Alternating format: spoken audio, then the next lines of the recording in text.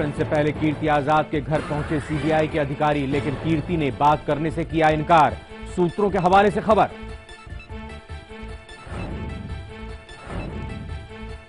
DDCA पर जारी संग्राम में जेटली को मिला खिलाड़ियों का समर्थन। सहवाग, गौतम गंभीर और ईशांत शर्मा जेटली के साथ। कीर्ति जेटली की लड़ाई में सोनिया का नाम भी उछला।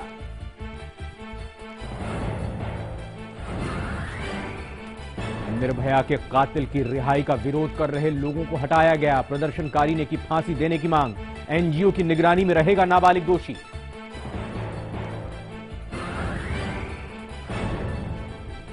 और मध्य प्रदेश के खूनी घोटाले में पूर्व मंत्री जमानत पर रिहा। व्यापम से जुड़े 5 मामलों के आरोपी हैं लक्ष्मीकांत। बीजेपी नेता विजय वर्गीय ने जताई खुशी।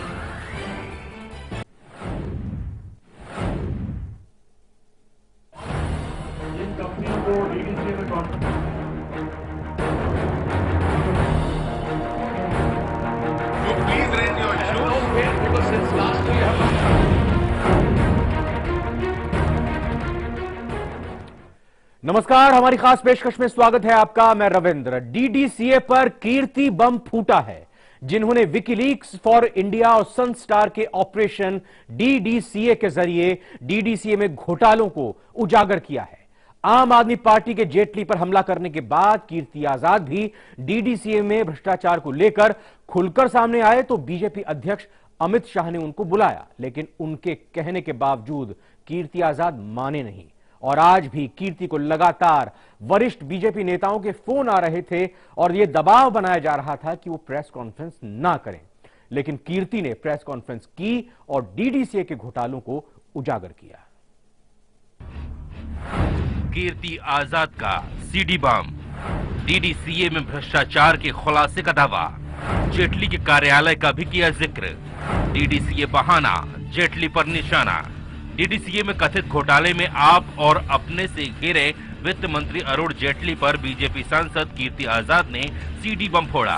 कीर्ति ने बाकायदा प्रेस कॉन्फ्रेंस कर सिलसिलेवार ढंग से डीडीसीए में कथित भ्रष्टाचार का खुलासा भी किया। उन्होंने अपनी पीसी में विकीलीक्स का वीडियो दिखाया और दावा किया कि डीडीसीए में हेराफेरी का खेल हुआ है। कीर्ति आजाद ने प्रेस कॉन्फ्रेंस की शुरुआत में कहा कि वो पीएम मोदी के बहुत बड़े फैन हैं। साथ ही ये भी कहा कि वो जो कर रहे हैं उससे कोई व्यक्तिगत ना ले। प्रधानमंत्री जी का बहुत बड़ा फैन हूँ। भ्रष्टाचार हटाने के लिए जो उन्होंने मुहिम तेज की है, चलाई है, उसका समर्थन करते हैं। और यह मामला सामने आया है, वो कतई कोई व्यक्तिगत न ले। दरअसल कीर्ति ने प्रेस कॉन्फ्रेंस के दौरान जो वीडियो जारी किया उसमें दावा किया गया है कि बीसीसीआई से मिलने वाले करोड़ों रुपयों में डीडीसीए ने हेराफेरी की थी। डीडीसीए ने एक प्रिंटर का एक दिन का किराया 3,000 रुपए चुकाया, एक लैपटॉप का किराया एक दिन का 17,000 रुपए दिया। पूजा की एक थाली 5,000 रुपए की थी। इसके अलावा वीडियो में ये भी बताया गया कि 14 कंपनियां ऐसी थीं जिनका पता या जानकारियां गलत थीं और उनको डीडीसीए ने करोड़ों रुपए बिना जांच के दे दिए। मेरा आक्षेप किसी पर नहीं है। भ्रष्टाचार हुआ है। अभी तक कहा गया कि फाइनेंशियल इरेगुलरिटीज है। जी हां, ministry of corporate affairs company law board में जो उसके मानक के अधिकार, उसके मुताबिक उसके ऊपर कंपाउंडिंग हो जाती है। जो मैंने एलआईसी शुरू में कहा था, लीगल इंस्टीट्यूट ऑफ करप्शन, कि आपने करोड़ों की हेराफेरी की और हजारों में कंपाउंडिंग करा दी। कीर्ति आजाद ने प्रेस कॉन्फ्रेंस के दौरान 30 दिसंबर 2012 को हुई डीडीसीए की एनुअल जनरल मीटिंग का वीडियो भी दिखाया, जिसमें समीर बहादुर और कीर्ति आजाद ने भ्रष्टाचार का मामला अरुण जेटली के सामने उठाया था।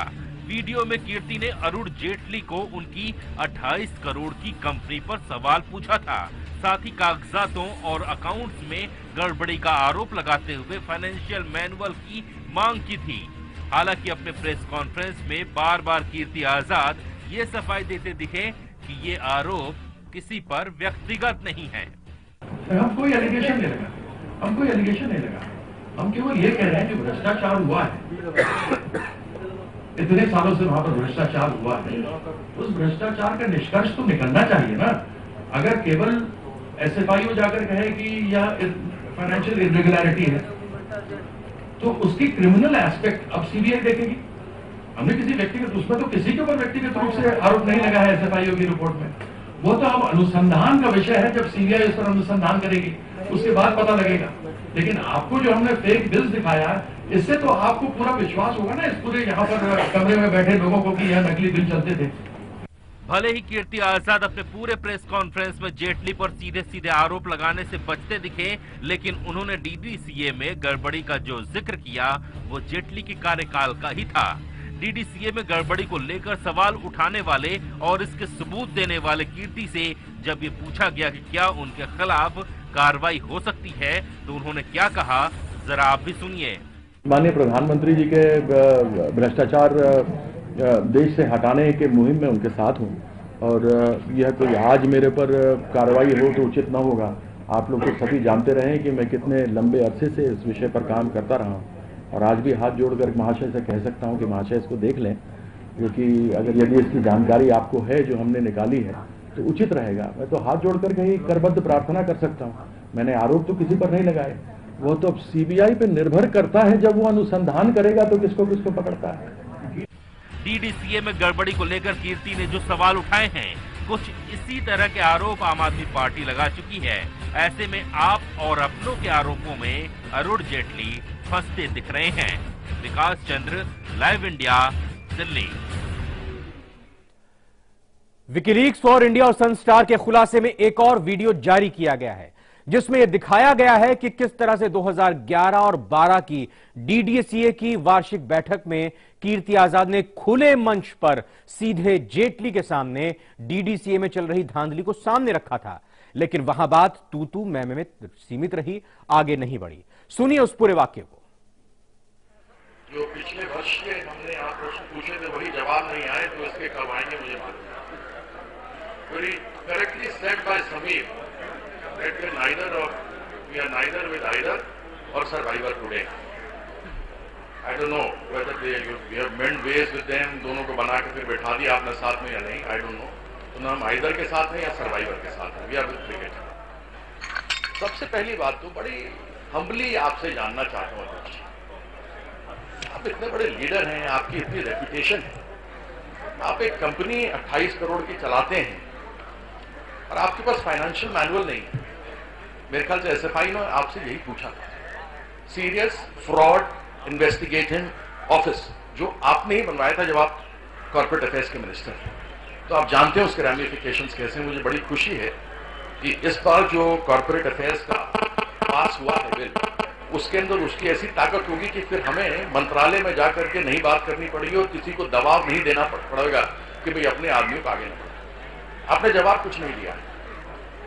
आपकी मेंबरशिप के अंदर जिस प्रकार की हेराफेरी, और मैं यहां खड़े होकर के बोलता हूं, and I would want somebody to file a defamation against me, I defy you, कि इसके अंदर जो आपकी प्रॉक्सियां जमा हुई हैं, इसमें कम से कम 1500 ऐसी प्रॉक्सी हैं जिसमें से आपकी भी 175 में से हैं जिसमें नकली सिग्नेचर्स हैं, which are forged. It's cheating under 420, criminal conspiracy 120B, and forgery of documents 468B.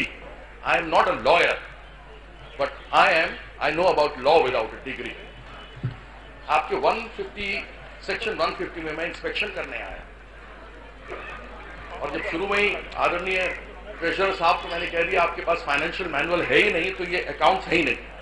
I don't agree, because if you don't have a financial manual in a company which is of 28 crores, is not a company. I know you'll come up with some answer because you're a lawyer. If you were fighting a case for me, तो मेरे सही को मेरे गलत को सही करना आपका काम है, अगर दूसरे के लिए करें तो उसके। I think let's come to the point. I'm on to the point. I'm basically asking very simple questions. We are concerned with the point, not with persons. So let's be confine ourselves to the point. No, I am concerned about the person also, because I have not yet received the answers that I had asked last year to my questions. And I think. Please raise the questions. I have raised questions. Where is your financial manual? I want to know. You are a company. Where is the financial? Do you have a financial manual? No, I want to know. Tell me. आप पूछ लीजिए ना, तो No, very all simple. your questions will be answered. Yes or no? It can come in yes or no. अगर I am financial manually conducting, नहीं है तो Mr. फिर Kirti account के Azad, पास I am में- conducting the meeting. You may be You conducting. please, yes, I am listen. not maybe, I am. No. So therefore, you please raise your I have no issues. faith in you. You please raise your I have no issues. faith because since last year you have not answered You are me. entitled not to have faith. Yes. But please raise your Because issues. You have also sent in forged fraud proxies here. Please Can don't I use answer that your language. I would use. You Please. filed a defamation case against me. Can I I answer your defy question? you. Well, Can I answer your question, Yeah. sir? there are a lot of things I have been choosing to ignore. I'll choose to ignore Arey, them. Don't ignore. Please You come to called the me- point. You have called me rubbish. You've called me names. Please come You've to the point. insulted me in public and everywhere. Azad, And I will Azad, do that to you. Kirti, Mr.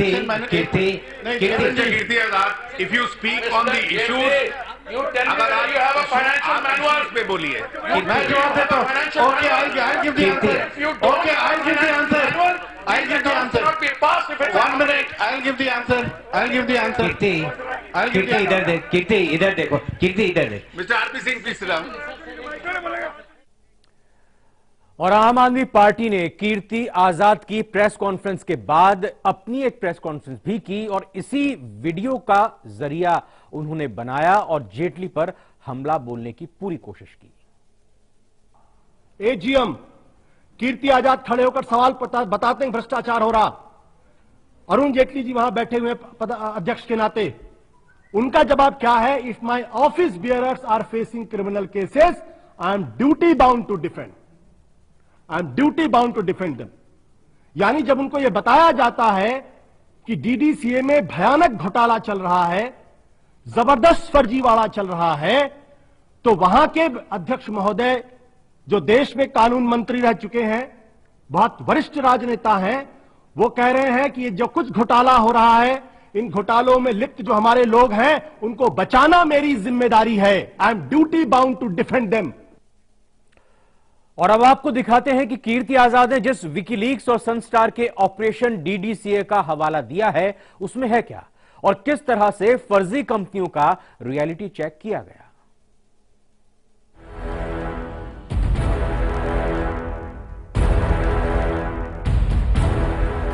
तहकीकात पर निकली WikiLeaks for India और Sunstar अखबार की team ने जब Delhi NCR की गलियों की खाक छाननी शुरू की तो डीडीसीए में लंबे अरसे से चल रहे गोरख धंधे की परतें परत दर परत खुलकर सामने आने लगी।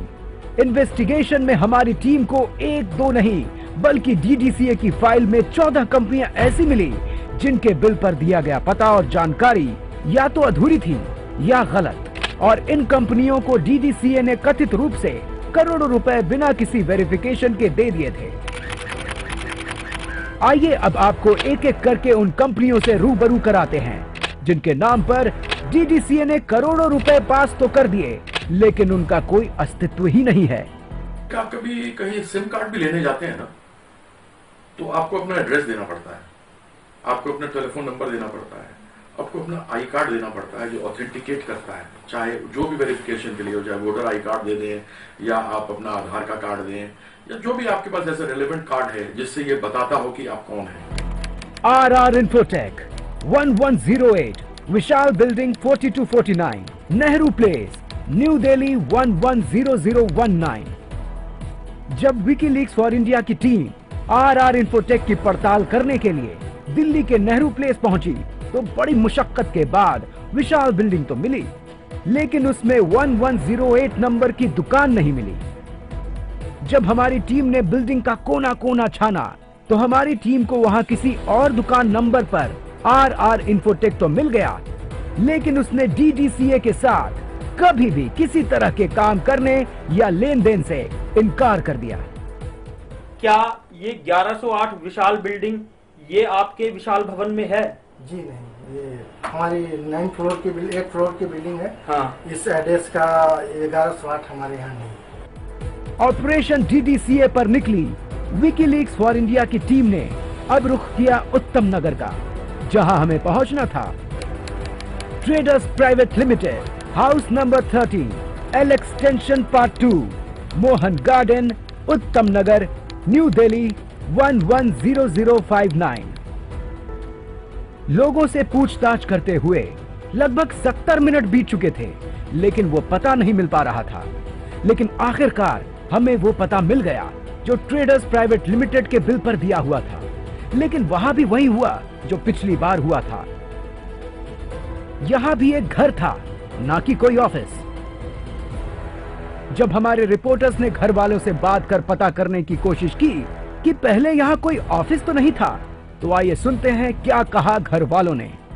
आप यहाँ कब से रह रही हो? 12 साल से। तो ये जो L extension house number 13 part 2 है, यहाँ ट्रेडर्स नाम से कोई कंपनी थी कभी? कोई नहीं थी, खाली प्लॉट पड़े काम आए थे। अच्छा, तो अब यहाँ ये मकान कब से है? ये मकान 10 साल हो गए भाई। अच्छा, इसमें कोई कंपनी तो नहीं चलती है? नहीं भैया, कोई बात मान चला रहे, हमने नहीं पता क्या चला रहे क्या नहीं, इधर तो है नहीं।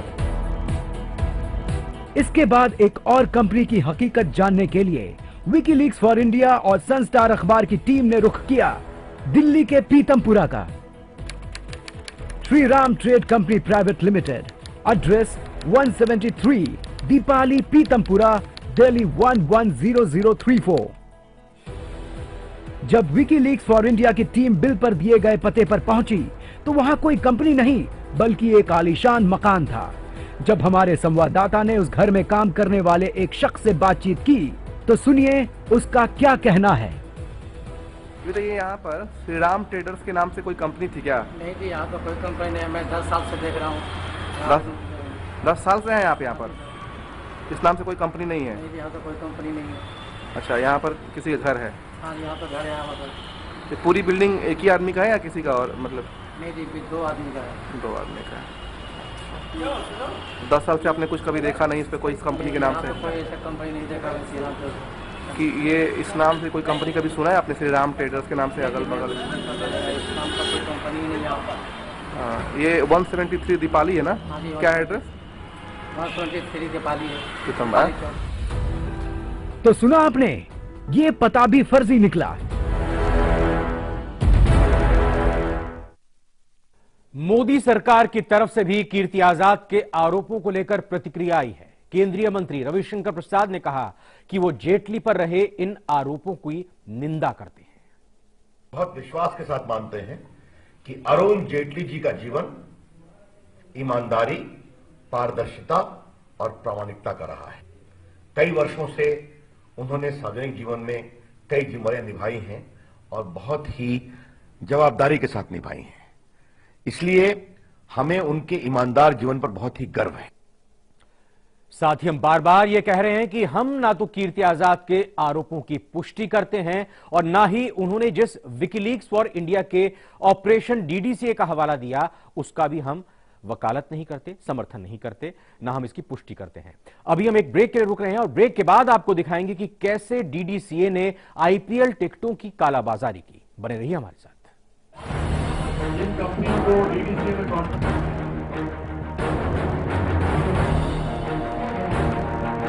Please raise your shoes. because since last year you have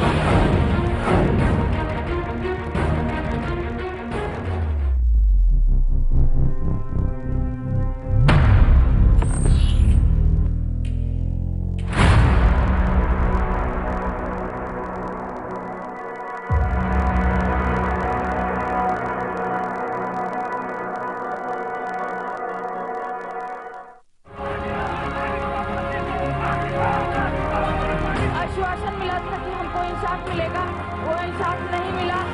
आखिर एक मुजरिम छूट गया।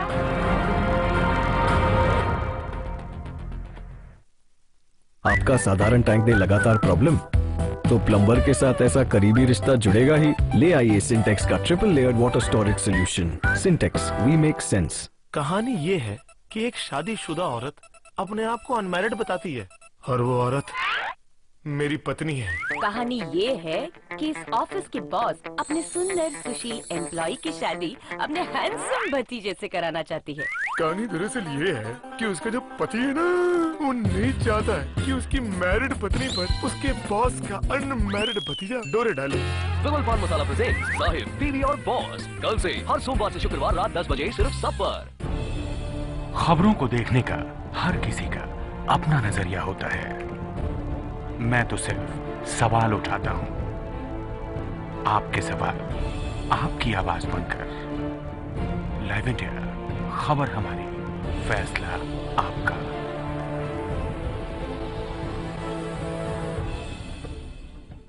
कंपनी को डीडीसीए में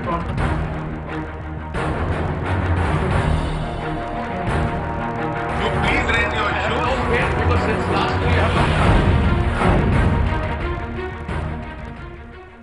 डीडीसीए पर लग रहे भ्रष्टाचार के आरोपों के बीच एक और सनसनीखेज घोटाला सामने आया है। एक अंग्रेजी अखबार की वेबसाइट पर दावा किया गया कि डीडीसीए में 2013 की आईपीएल के दौरान टिकट घोटाला हुआ है।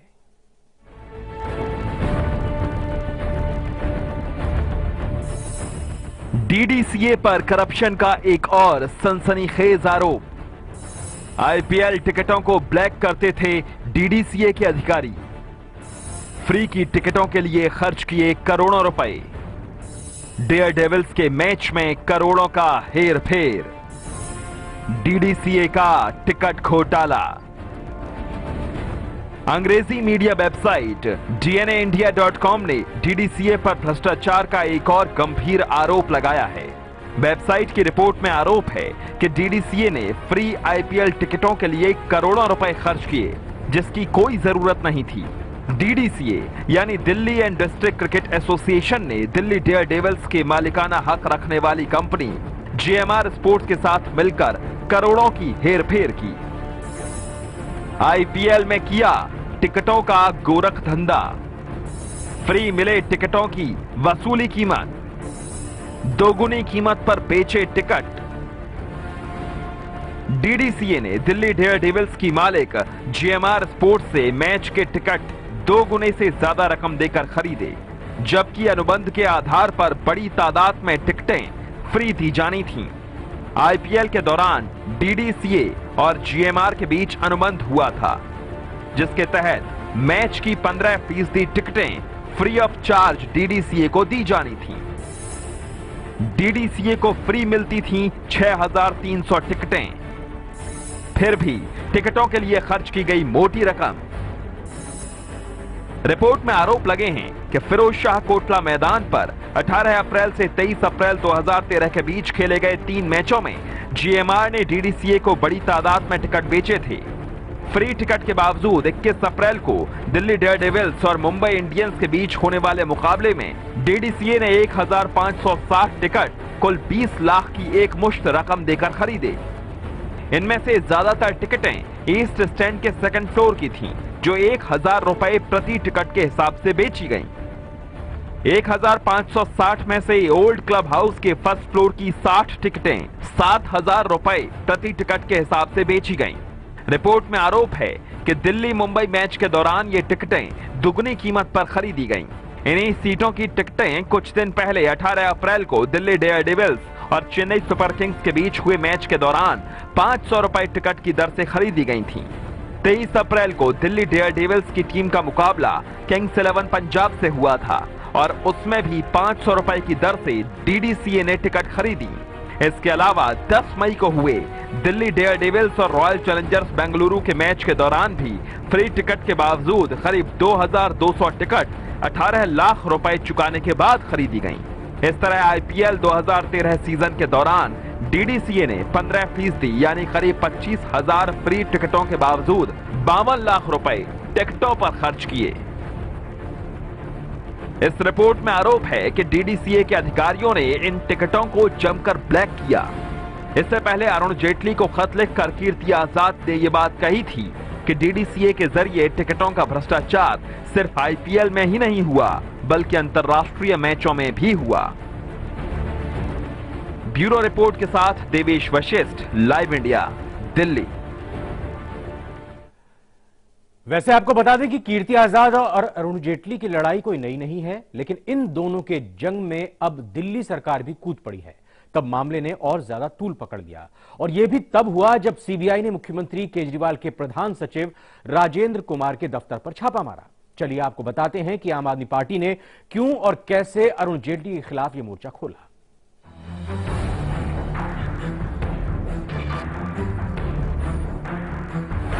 क्या है आप वर्सेस जेटली की पूरी कहानी? क्यों आपने लगाए जेटली पर भ्रष्टाचार के आरोप?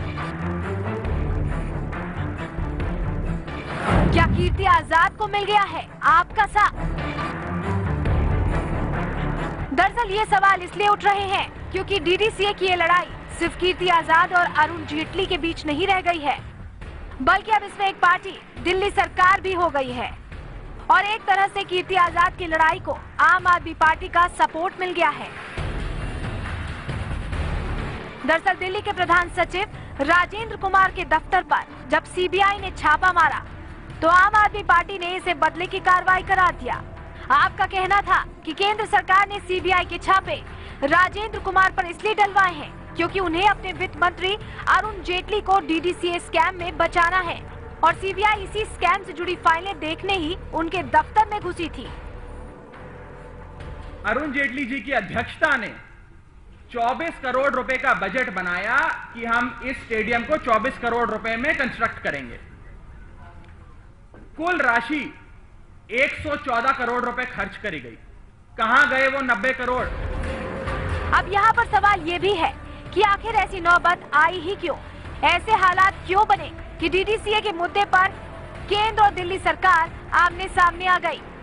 ये जानना होगा कि डीडीसीए को लेकर ऐसा क्या हो गया कि देश के वित्त मंत्री और दिल्ली के मुख्यमंत्री के बीच टकराव की नौबत आ गई। दरअसल अक्टूबर 2012 में जब केंद्र में यूपीए की सरकार थी तब सीरियस फ्रॉड इन्वेस्टिगेशन ऑफिस की एक रिपोर्ट आई जिसमें पता चला कि डीडीसीए में कई वित्तीय गड़बड़ियां हुई हैं। विवाद की आग अभी भड़की ही थी कि इसमें घी का काम किया सांघी रिपोर्ट ने। इन्हीं को आधार बनाकर आपने अरुण जेटली पर भ्रष्टाचार का बड़ा आरोप लगाया। आपने यहां तक कह दिया कि जेटली की रजामंदी से ही सारी गड़बड़ियां की गई हैं। सिलसिलेवार आरोप उनके ऊपर प्रमाण सहित रखा जा रहा है कि किस तरह से देश के वित्त मंत्री अरुण जेटली ने नटवर लाल का खेल करके ये सारा भ्रष्टाचार किया है। आम आदमी पार्टी ने जेटली से 5 सवाल पूछे। पहला सवाल, अरुण जेटली ने कहा कि मेरे ऊपर कोई व्यक्तिगत आरोप नहीं है, जबकि कीर्ति आजाद ने आपको ही 13 सितंबर को पत्र लिखकर आरोप लगाए। दूसरा सवाल, क्या ये सही नहीं कि आपने ओएनजीसी पर दबाव देकर 5 करोड़ रुपए हॉकी इंडिया को नहीं दिलवाए? क्या ये कॉन्फ्लिक्ट ऑफ इंटरेस्ट नहीं है? तीसरा सवाल, आपने कहा 114 करोड़ स्टेडियम बनाने वाली कंपनी को दिए, लेकिन उस कंपनी को केवल 57 करोड़ ही मिले। किसको दिए बाकी 57 करोड़? उन कंपनियों से आपका क्या रिश्ता है? चौथा सवाल, 9 कंपनियां ऐसी हैं जिनका पता भी एक है। क्या ये फर्जी नहीं कि आपने इन पर कोई कार्रवाई की अध्यक्ष होने के नाते? और 5वां सवाल, आपने माना कि डीडीसीए में अनियमितता थी, लेकिन वो कानून के हिसाब से दंडनीय है। आपने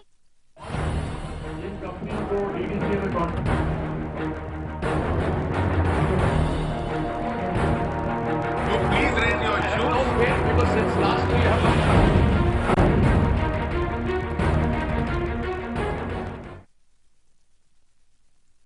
मैं जाऊँ बंटी के घर पे। नहीं मैं जा रहा। बंटी, गर्मा गर्म पाव भाजी। असली मसाले सच सच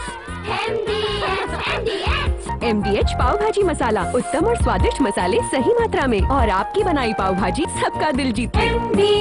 MDH। कहानी ये है कि एक शादीशुदा औरत अपने आप को अनमैरिड बताती है और वो औरत मेरी पत्नी है। कहानी ये है कि इस ऑफिस के बॉस अपने सुंदर सुशील एम्प्लॉय की शादी अपने हैंडसम भतीजे से कराना चाहती है।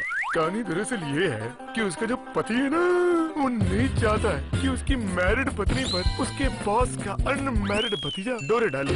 विमल पान मसाला प्रेजेंट साहिब, बीवी और बॉस, कल से हर सोमवार से शुक्रवार रात 10 बजे सिर्फ सब पर।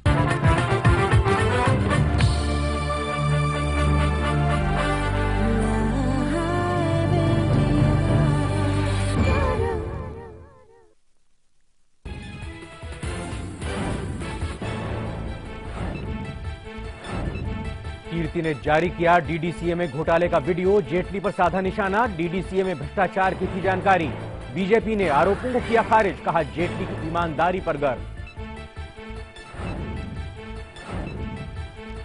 कीर्ति के वीडियो से सामने आया डीडीसीए का फर्जीवाड़ा, 14 कंपनियों के पते फर्जी। खुलासे के बाद दिल्ली सरकार ने जांच आयोग का किया गठन। डीडीसीए ने आजाद के आरोपों का किया खंडन। प्रेस कॉन्फ्रेंस से पहले कीर्ति आजाद के घर पहुंचे सीबीआई के अधिकारी।